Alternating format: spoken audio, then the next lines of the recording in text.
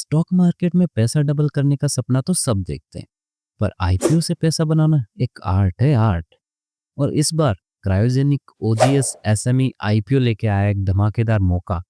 लेकिन क्या ये आईपीओ आपके पोर्टफोलियो के लिए सॉलिड है या सिर्फ हवाबाजी? आज की वीडियो में करेंगे फुल आईपीओ का ब्रेकडाउन। तो वीडियो को लाइक करो, सब्सक्राइब दबाओ और शुरू करते हैं ये पैसे बनाने वाली कहानी। तो भाई सबसे पहले बात करते हैं आईपीओ के साइज की। ये एक 17.77 करोड़ का आईपीओ है, जिसमें 37.8 लाख शेयर्स का फ्रेश इशू है, यानी पूरा पैसा कंपनी में जाएगा, कोई पुराना शेयर्स नहीं बेचा जा रहा। प्राइस बैंड की बात करें तो 44 टू 47 पर शेयर फिक्स हुआ है। एक लॉट में आपको मिलेंगे 3000 शेयर्स, यानी मिनिमम इन्वेस्टमेंट 1.32 लाख की होगी।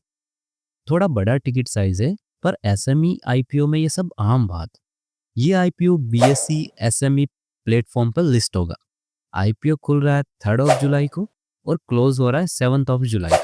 अलॉटमेंट आएगा 8 जुलाई को, पैसा रिफंड होगा 9 जुलाई को और शेयर आपके डीमेट अकाउंट में गिर जाएंगे 9 जुलाई को ही। लिस्टिंग होगी 10 जुलाई को, वही दिन जब आपको पता चलेगा रॉकेट बनेगा या पटाखा। अब कोटा की बात करें तो एंकर इन्वेस्टर के लिए 28.4%, क्यूआईबी के लिए 21.77%, एनआईआई के लिए 14.3% और रिटेल इन्वेस्टर्स के लिए ऑलमोस्ट 33.3% रिजर्वेशन है। अगर आप रिटेल इन्वेस्टर हो तो चांस सही है, लाइक दबाओ अगर आप रिटेल इन्वेस्टर हो तो। अब बात करते हैं ग्रे मार्केट प्रीमियम की। अनऑफिशियल मार्केट में आईपीओ के अपर बैंड ₹47 पे जीएमपी 22 रुपीज तक चल रहा है, यानी लिस्टिंग पे आप 46 टू 47% प्रीमियम एक्सपेक्ट कर सकते हो। कंपनी का बिजनेस मॉडल भी काफी इंटरेस्टिंग है।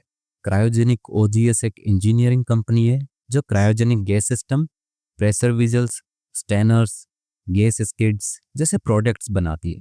इनका काम chemicals, gas plants and oil and gas industries में होता है। मैन्युफैक्चरिंग फैसिलिटी गुजरात के वडोदरा में है और ये सेक्टर डिमांड अभी काफी ऊपर जा रहा है।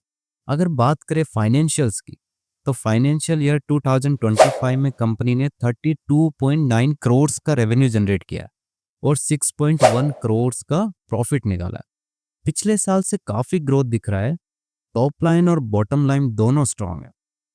Profit to earning ratio upper band पे अराउंड 7.6 मल्टीप्लाई के आसपास आता है। वैल्यूएशन रीजनेबल है एसएमई स्टैंडर्ड के हिसाब से। आरओई अराउंड 15% है और कंपनी का डेट भी लो है, मतलब फाइनेंशियल काफी साउंड है। पर कंपैरिजन करें तो इंडस्ट्री में एवरेस्ट, कैंटो, आइनॉक्स, सीवीए जैसे बड़े नाम है, लेकिन क्रायोजेनिक ओजीएस एक फोकस्ड प्लेयर है जो स्पेसिफिक नीचे में काम करता है। स्केल छोटा है पर एग्जीक्यूशन टाइट लगता है।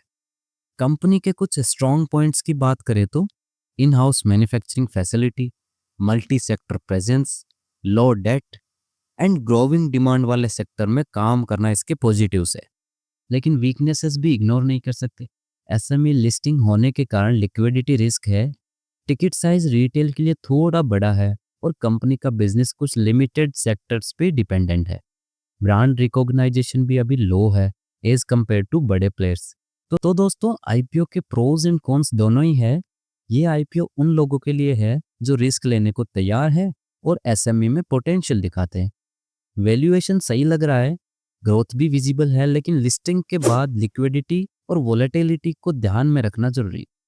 अगर आपको ये एनालिसिस पसंद आया हो तो फौजी फाइनेंस को लाइक करो, सब्सक्राइब करो एंड बेल आइकन दबाओ, क्योंकि हम लाते हैं हर नए आईपीओ का एनालिसिस एकदम फौजी स्टाइल में। अगले आईपीओ में मिलेंगे नए डेटा के साथ, नए रिव्यूज के साथ। फौजी फाइनेंस आउट। जय हिंद।